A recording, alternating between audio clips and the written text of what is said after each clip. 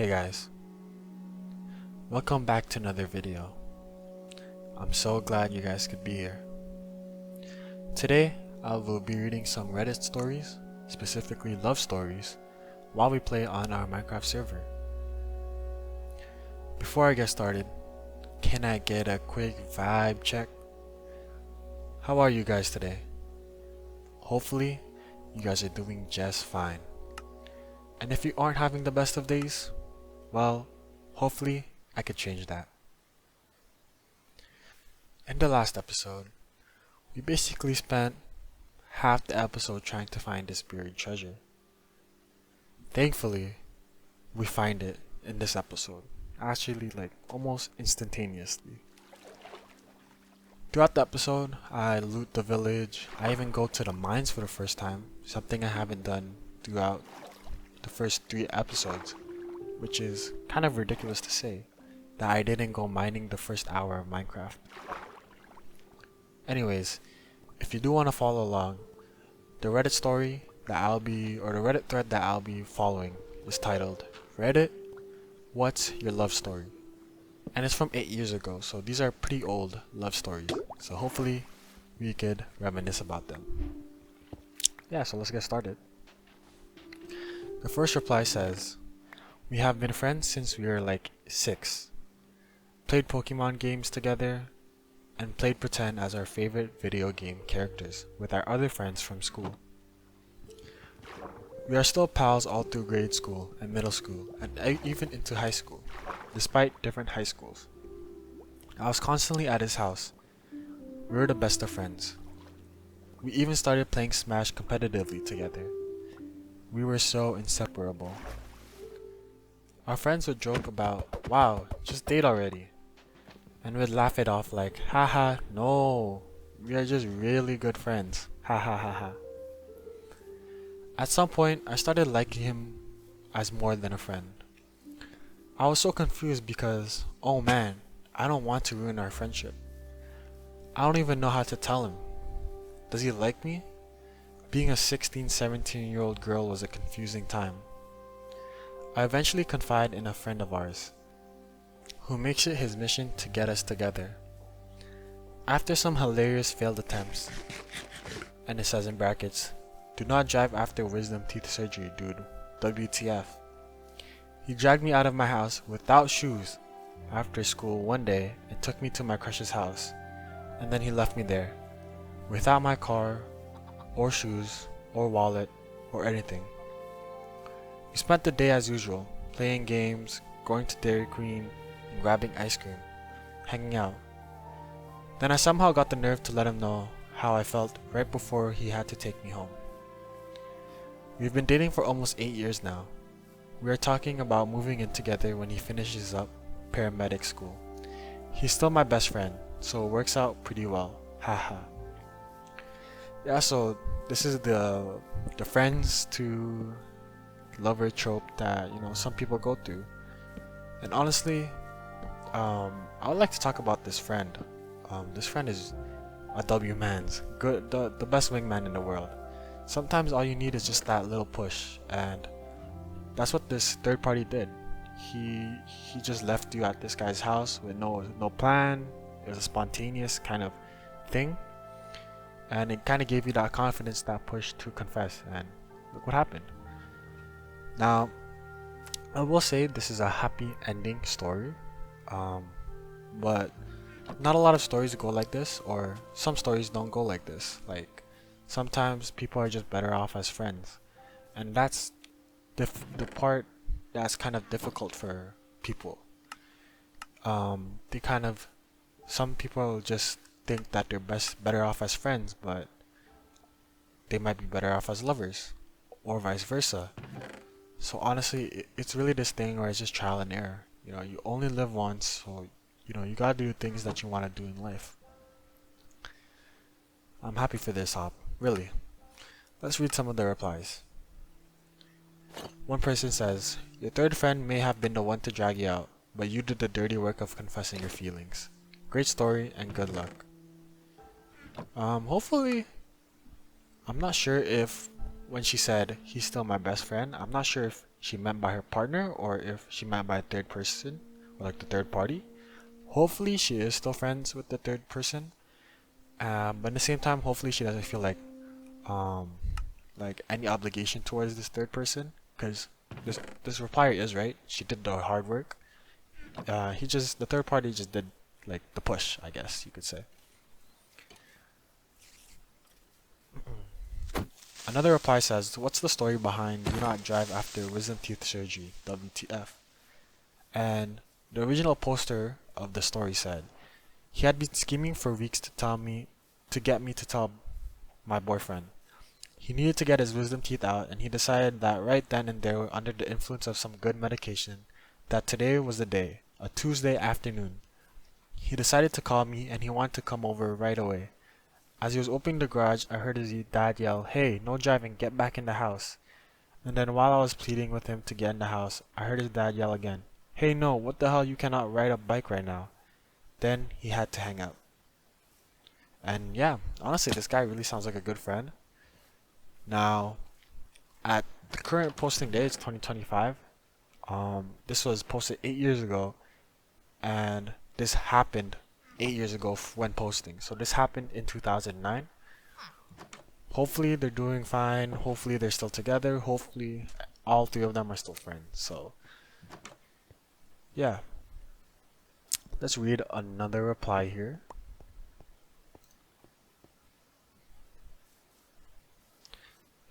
Here, next reply says, "We're in the same second grade class, and he had a massive 8-year-old crush on me.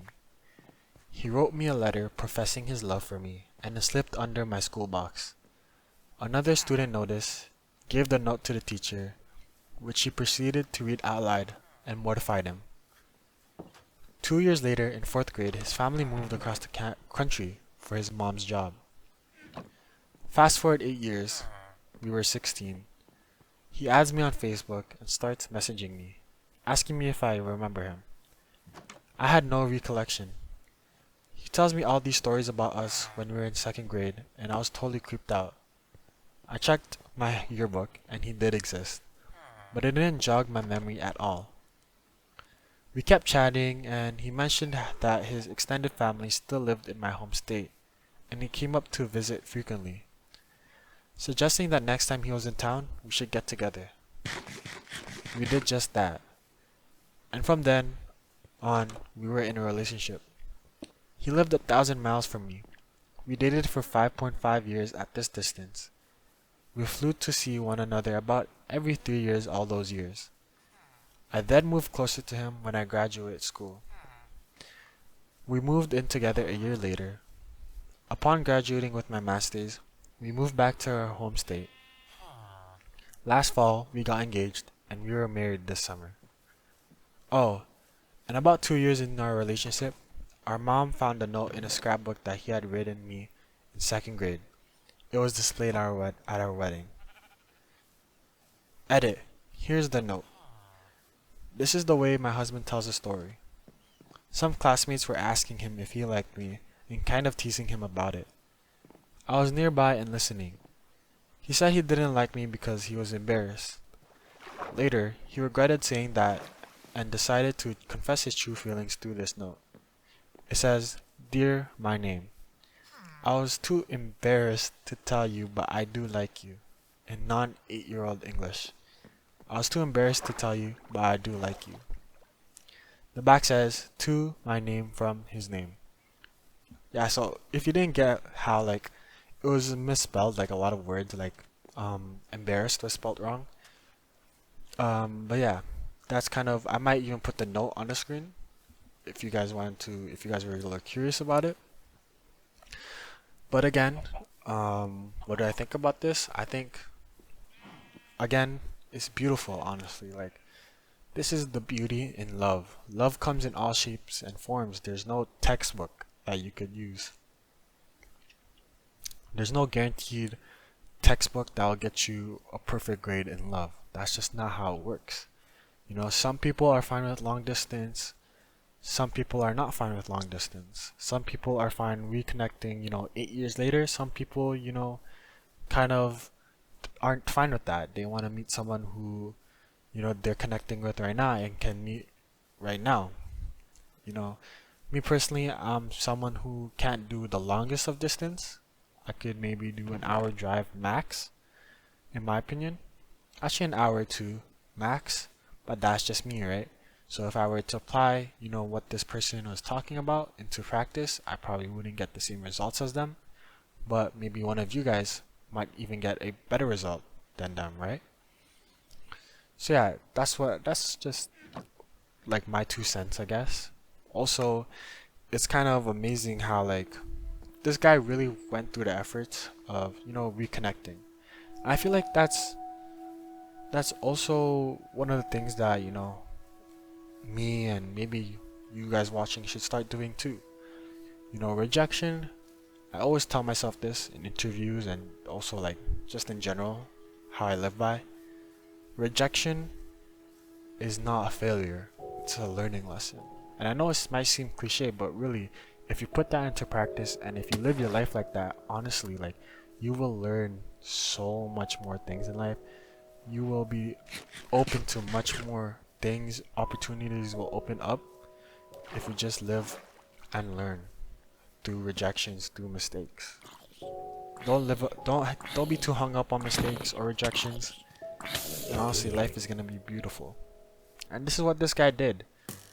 He was young. He knows he was young. He was rejected younger, but that didn't phase him. He understood what he had to do. He understood his calling in life, and he connected with her 8 years on Facebook. 8 years later on Facebook, sorry. So yeah, honestly, a really good story. A lot of things to learn from that story. So yeah, let's read some replies here that says a lot of people are mentioning how he's felt embarrassed around and how it's so darn cute, and yeah, it is really. Another says he was replying to quote unquote, he wrote me a note professing his love for me and slipped under my school box. Another student noticed, gave the note to the teacher, which she proceeded to read out loud. Someone replied to that saying, I died inside his behalf. The other student was 8 years old and didn't know better. But F that teacher. Yeah, honestly, reading that, I guess I didn't even peep that, honestly. Reading that letter out loud is kind of ridiculous. Like, that's something personal, and, if it was any other person, maybe, the person right beside him that, made that note, and she read it out loud, he probably would have viewed love differently for his whole life. Thank God this guy was able to, not take that situation too seriously and learn from the situation. But yeah, honestly, that teacher, that's not really a good thing to do as a teacher. So anyways, let's read the next story here. It says, we met on vacation in 2006. I was 11 and he was 12. I guess I didn't know what love was at that age, but when I saw him, my heart sank into my shoes and I couldn't speak. My cheeks got red and he seemed very flustered too. My sister was his neighbors. They were on vacation with their families. Classmates. Sorry, let me reread that. My sister was his neighbor's classmate. We spent 2 amazing days talking, playing on the beach, child love, the purest love I think there is. He told me that the next day he had something important to tell me, but he left abruptly. Someone stole his father's passport and they had to go to the police station, and then back to the city. There was no Facebook, we had no phones, I just knew his name. Fast forward to 2011, I remembered him after a bad breakup. I was 16, I know, what a drama. And I searched his sister's classmates' friends list on Facebook and added every single guy with his name, hoping I would find him. 2 months later, it was New Year's Eve. I completely forgot about him. I went onto Facebook and the only one active was this Luke person. I had this sudden urge to see who he was and why he was on my friends list. We talked for hours.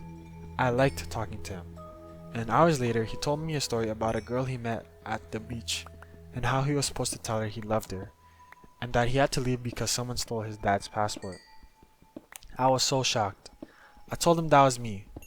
He didn't believe it, but then he sent me a picture he had at home of mine, which he took in 2006 with his mom's camera. We met 2 days later to hang out, and now we've been together for 7 years. Wow. Honestly, like, this is what I'm saying. Like, love is love. And love is gonna find ways to come back if it really is love. And this is like one of the situations. Like, sure, they only met in 11 grade. I'm not grade. When they were 11 and 12, and they only met for maybe 3 days and played for 3 days. But that's child love. And, love comes again in different shapes and forms. And I guess this is one of the different shapes that it came in, right? And the fact that, she, by coincidence, logged on to Facebook. I'm guessing she wasn't active on Facebook, but by coincidence, she logged on to Facebook this one day. And one of the Lukes that she added was also active at the same time. And she had the drive to, wonder like, oh, who was this guy? And talk to him for hours. It's incredible. It's really incredible how love is and how love works. And this is why I just wanted to spend a whole Reddit or a whole Minecraft episode talking about love, because it's just so interesting. Let's just read. There's not much replies to that one, so let me read one more. We're in the same undergrad maths course. We sat down in real analysis, and the lecturer asked if anyone knew how to prove that root 2 was irrational. I, being a massive nerd, had already read the recommended reading material during the summer and knew this was a pretty basic proof, but I didn't want to make myself look like a know-it-all on my first day, so I kept quiet. After a few seconds of quiet murmur, a girl in the second row puts her hand up and recites the proof meticulously and accurately. Well, color me impressed, and she looked pretty cute too. I started making friends, and we were on our way off campus to grab lunch, and she happened to be asking where everyone was going, and we all ended up lunching together. As it so happens, she needed a lift to a train station every day to get back home, and that was on my way back too, so I ended up giving her a lift. A few months down the road, she broke up with her then boyfriend, and we started dating. It technically wasn't cheating, but I did feel guilty. But we fell in love and did everything together. On Valentine's Day, she wrote an incredibly sweet letter to me professing how much I meant to her. Then 9 months later, she ended up taking some dude into her room who was just sleeping on the floor. He had fallen on hard times, was also part of our course and needed some help. I trusted her. We mutually broke up because we knew we didn't have a future together, which was fine. But she told me she was dating the guy on her floor not a week later. That's when I got up and walked away mid-conversation. And the next 2 undergrad years were filled with awkward silences from our friends to endure. Fun times. I now agree with the phrase, if she'll cheat on him with you, she'll cheat on you with someone else. But it was love. Young love. But it was definitely love. So this is a quite different story from the last 3 that we read. The last 3 were kind of happy endings. Looking forward to the future. We're still going 8 years strong, right? This one ended off not that well. And he even gave a lesson to kind of sum it up, so that's perfect. And so do I personally agree with the take? You could, of course, leave down in the comments if you agree with that take. But the take is, if she'll cheat, or like if your partner will cheat on whoever, then that partner will cheat on you with someone. Sorry, if a partner will cheat on someone else with you, then your partner will cheat on you with someone else. Again, as he said, when they first dated, she broke up with someone and then they got together ASAP. So that wasn't technically cheating. And the same thing happened when he broke up with this girl and she got presumably with the guy on her floor ASAP. So the same situation happened. I wouldn't say it's physically cheating, let's just trust the girl and say that she didn't have any type of sexual intercourse or physically or emotionally was in love with the person on her floor until they broke up. So there was no physical kind of cheating. It was more morally cheating. She probably had an idea that, you don't just fall in love with someone one day after, even though our previous story says, 3 days is enough. But you just don't fall in love with someone, a day after meeting them, right? So she had some type of attraction, or she knew she was attracted to this guy in some way, at least, for a whole week. And yeah, honestly, like, this is a good story. Like, sometimes, love is love, but sometimes love just doesn't work out. And that's totally fine. Honestly, as long as you learn, and honestly, this guy learned, and he doesn't speak bad about her ex. He learns from the experience. And honestly, like, speaking of my own experience, like, I had an ex a few years ago, and honestly, like, my friends and like people from our high school a few years ago, they speak more bad about her than I speak bad about her. Honestly, I tell everyone that, yes, it was a toxic relationship and we weren't meant for each other, but there's a lot of things that I learned in that relationship, and I felt like I wouldn't be who I am without that relationship. So yeah, honestly, those are some good stories to read while playing Minecraft, and I think I'm gonna end it off here. Honestly, we did some mining, we got some iron. Next episode, hopefully, we'll find my first diamond and maybe even start on our new house. But yeah, hopefully, I'll see you guys in the next episode, and hope you guys enjoyed, and I'll see you in the next video.